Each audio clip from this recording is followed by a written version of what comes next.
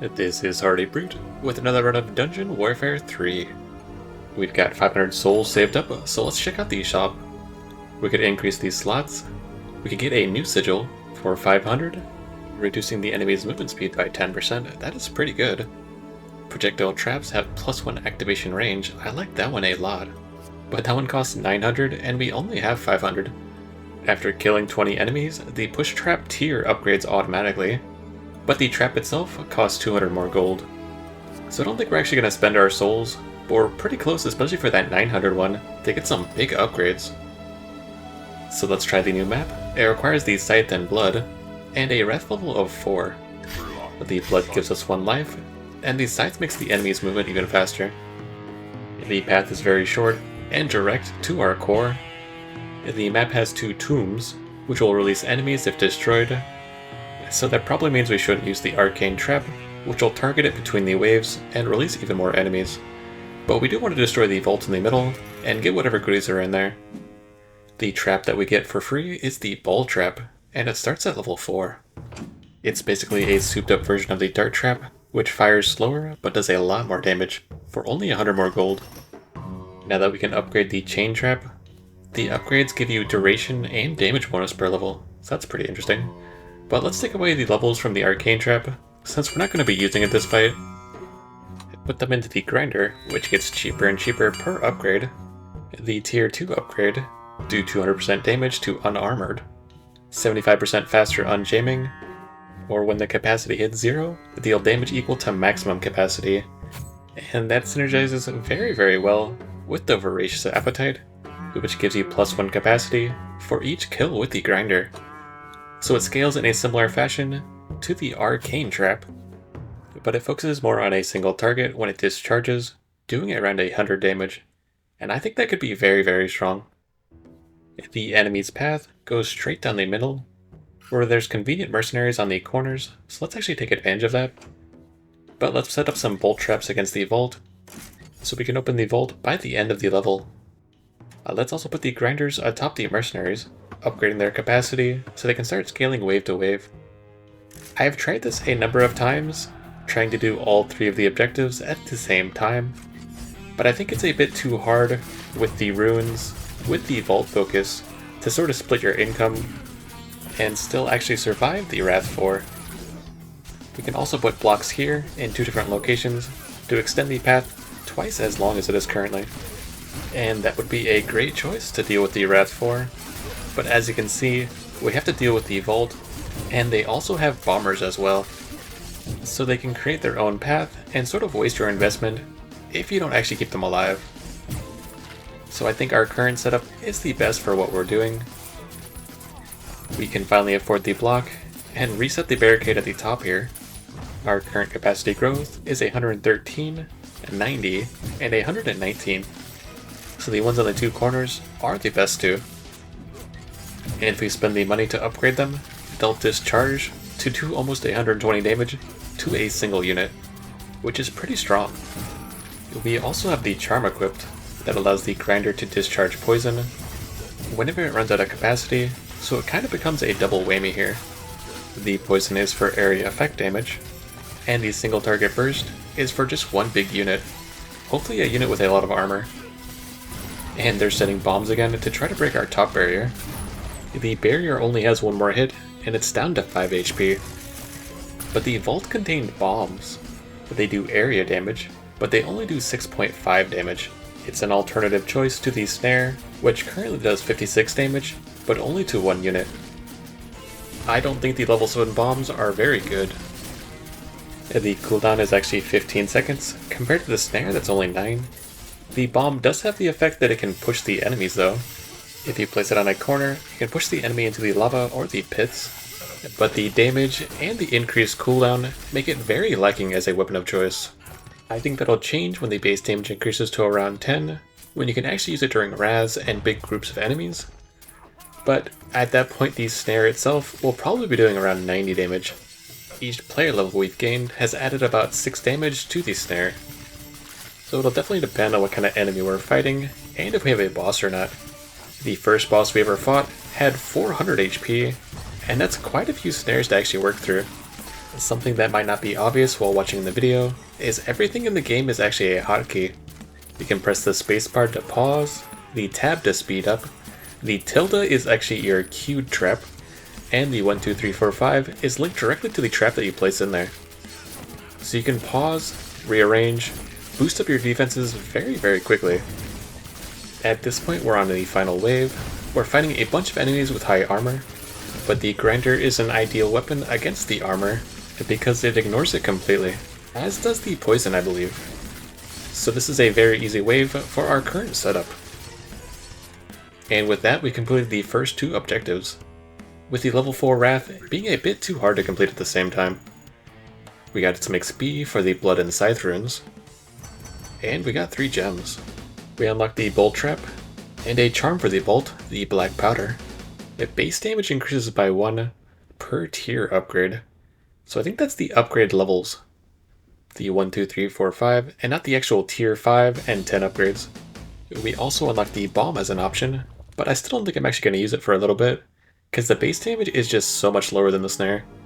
We got 8 gems, and 100 more starting gold for hitting level 8. And that also means the Bomb and Snare went up in damage as well. We've got a bunch of new lands, so let's auto-place them again.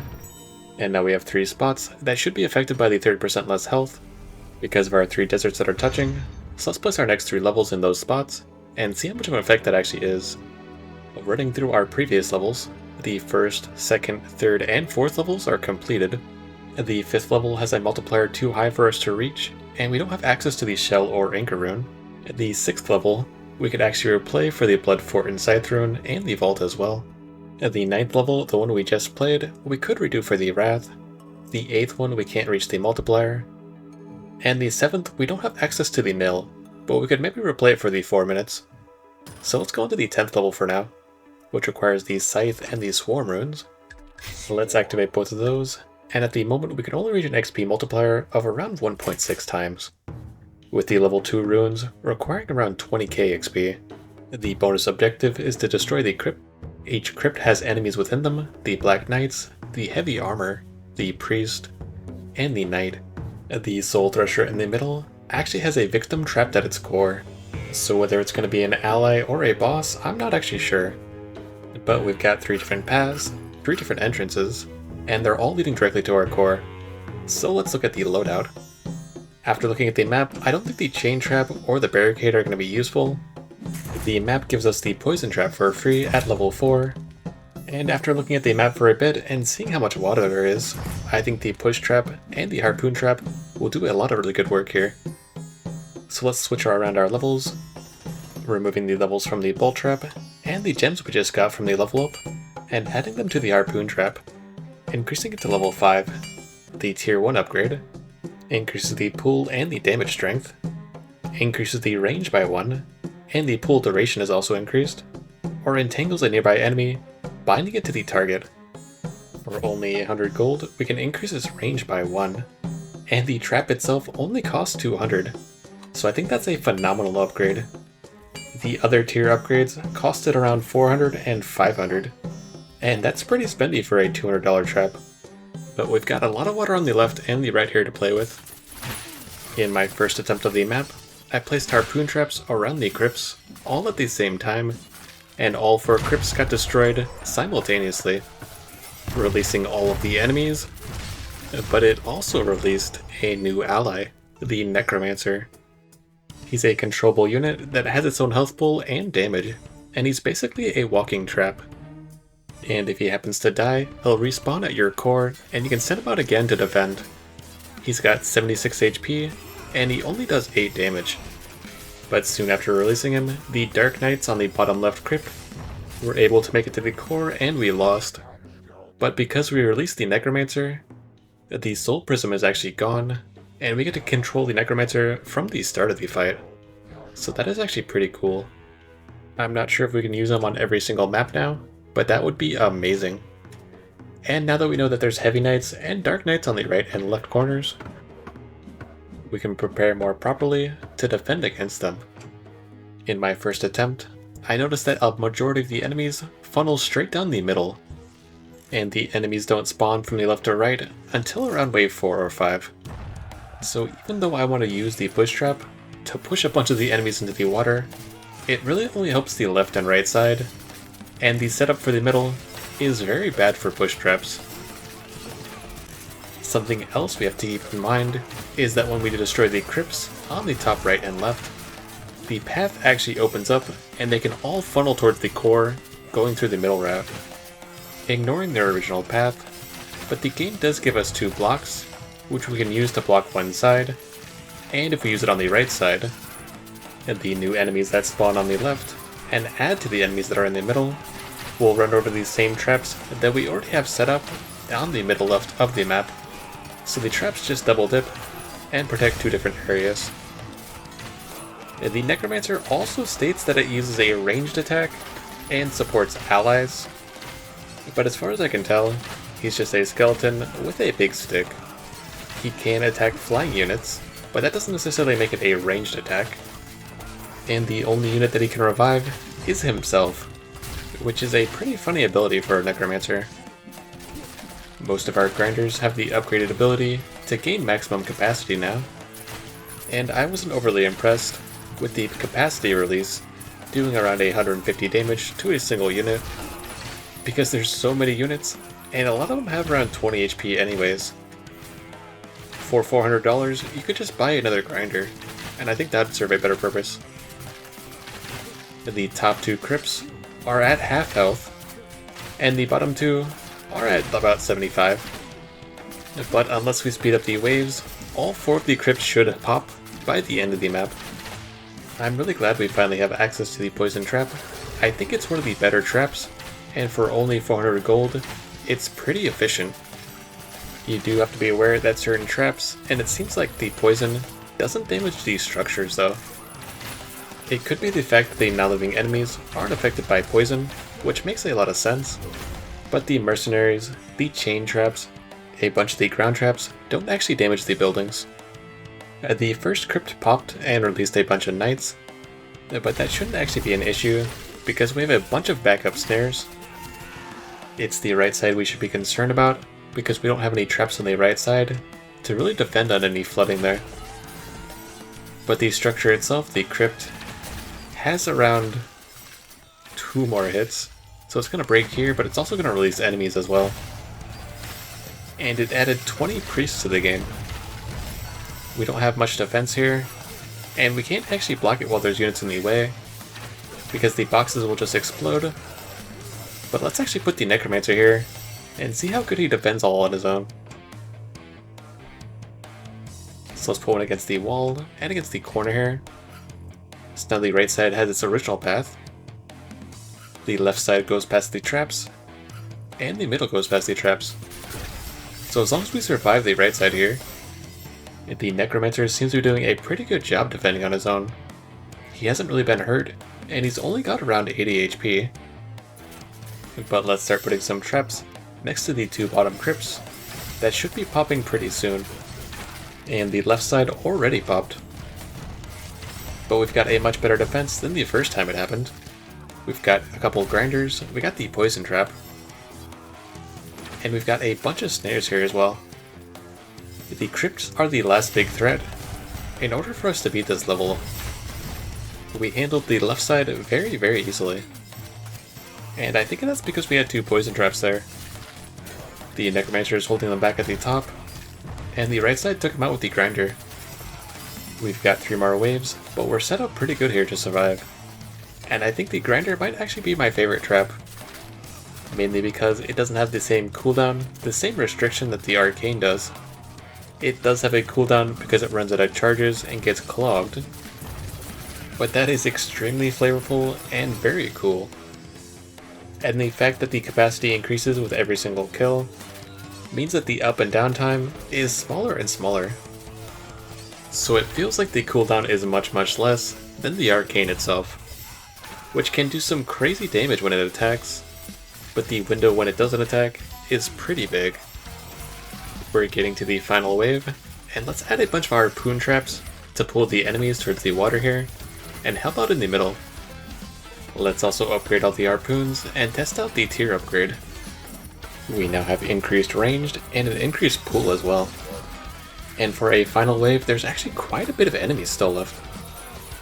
And our Necromancer died again. He's probably died 2 or 3 times, but the respawn rate on him is actually pretty fast. Being around 20 seconds, but it doesn't feel like 20 seconds, especially with the speed up. They're now coming from the left and the right. Now that we have a mobile trap with the Necromancer, it doesn't really matter where they spawn, or if our traps are in the perfect position. Let's add a bunch of push traps to the side here, just for fun. Got one good push there. And we got a flawless victory. We got 32k base XP, but our runes only gained around 5k. So I'm not quite sure how that works. We got 3 gems and the poison trap, which I'm very much looking forward to. Unlock the infinity rune, so we can go past wave 5. They increasingly get harder and harder. That must be how you grind XP, maybe. The dart trap charm. Enemies killed by this trap rise as skeletons, but they cost 200 more. The chain trap charm. When a chained enemy dies, trapped damage increases by 10% permanently. That is pretty cool.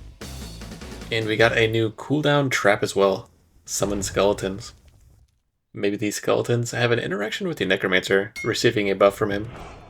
We hit level 9, got 9 more free gems, 100 more starting gold, and a bunch of land cards.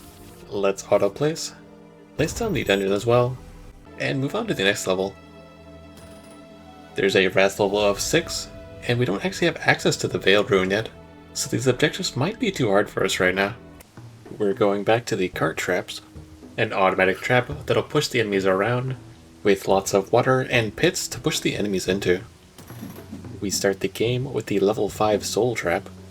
It only costs 280, and for that price, it's very cheap for what it does. It increases the soul gain by 5 for any enemy that dies within its range. So let's definitely add that to the build. This is the trap I was looking forward to unlocking the most, because I think it adds the highest degree of strategy. You can really invest very heavily in just one section of the map. I like our current upgrades quite a bit, with the grinder carry, but let's swap out the poison trap for the barricade. This map lives or dies on the pathing. We get to choose where to place the cornerstone. Originally I wanted to do it in this bottom right corner, have the train protect us, but the train can also push the enemies into us. At the bottom left corner, we completely ignore the right train, so I think the top right corner over here is the best location. The path is very direct, but we can use a barricade to block the front, extending the path upwards, going past 2 free boulder traps at the top. But if we're so inclined, we can actually block the top section off completely, forcing the enemy to turn around and go up the bottom section. And let's set up our soul harvester. Because it's level 5, it actually has a tier upgrade built right in, which is pretty cool. It goes from 5 souls up to 8, and with the upgraded grinders within its range, we'll make sure to maximize our income. Between the arcane and the grinder trap, the grinder definitely does a better job of killing the enemies within a specific range, because they can only attack in that one cell anyways. The arcane might do better with the area effect, but those bullets can go anywhere. There is a vault at the bottom of this map that has 5,000 HP, which is a bit much to clear for our first time. This time I think we're going to focus on clearing the map, and I'm also going to try to do the 6 wraths as well. And that means we're going to speed up 7 to 8 waves back to back. And in order to survive those waves, we're actually going to kite the enemy back and forth, creating blocks at the entrance and the exit, making them turn around again and again and again. And hopefully that'll actually work out. We just need enough space to put the block down, so the block doesn't just instantly explode. But let's start building up the Wrath. We're currently on a Wrath of 6, and the next level will be Wrath 7. So this is the way we have to survive. Let's put a bunch of grinders down. We've got lots of space, and the boulders will help as well. But all of the enemies that have already spawned are empowered with special effects as well. And the enemies are immune to barricade strikes, which I'm not quite sure what that means other than maybe retaliation damage. But they also have phasing, so the mercenaries will no longer block them. So let's keep on putting down grinder traps. And we've actually gotten rid of quite a few already. And it looks like the harpoon is not quite strong enough to pull some of them in the water. And they got some sort of grappling hook here too. So let's trigger the boulder. We have enough for the barricade, but let's trigger the second boulder as well. And let's drop the barricade down as soon as they grapple towards it. Throw down a grinder, and hopefully they'll turn around here. And they did. Perfect.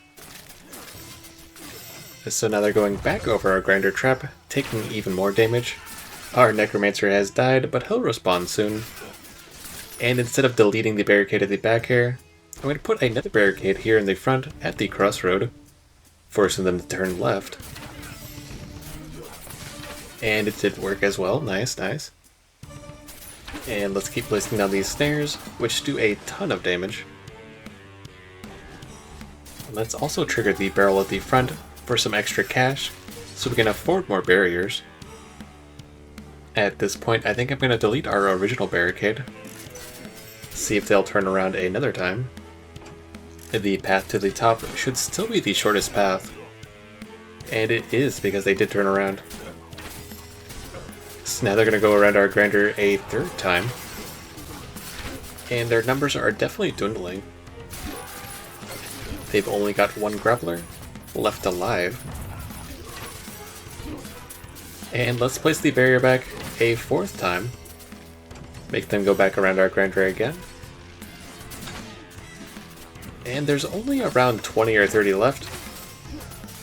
But it also sort of feels like they're not taking damage, which is a bit concerning. The only units that seem to be alive are the big heavy knights with a lot of armor. But they're incredibly empowered right now. And the grinders are supposed to cut through armor, as is the poison, but they still have some pretty big health bars on them. So let's keep setting them back and forth against the grinder, because eventually we gotta wear them down, don't we?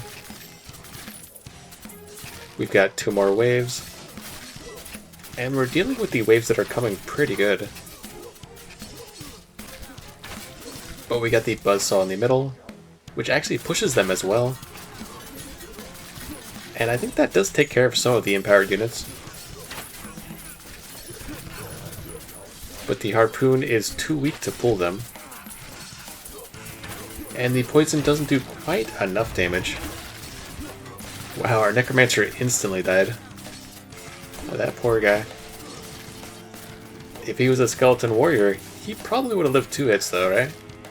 Right? So let's place back the barrier again. And the empowered units in the front, you can actually see just a sliver of health now. Ooh, I think we finally did it. So all of these super units are finally gone. And now we can ignore the giant path down here. And just focus on the handful of enemies that are going to spawn now. We've also got a ton of grinders for these armored folks to walk through. And that last wave was pretty sad. It was only like 20 units. And we did it. Ooh, the blood got a bunch of XP as well. 54k XP, 3 gems, and unlock the Soul Harvester. I do love the Soul Harvester. We also locked the Nil Rune. Take away 20% bounty gold. We got the Soul Harvester Charm. After generating 8,000 gold, upgrades to tier 2 for free. But it costs another 500 gold at the start. So that means you have a weaker Soul Harvest to start with, but it's stronger later on. We hit level 10, we got 10 gems and 100 more gold. Some more land cards. And let's slap them down. We got our very first C. Increases the bounty by 3. Interesting. Let's also put down the next dungeon for the next time. If you'd like to support me, the best way to do that is to leave a like or subscribe. So I hope you enjoyed, and I'll see you later.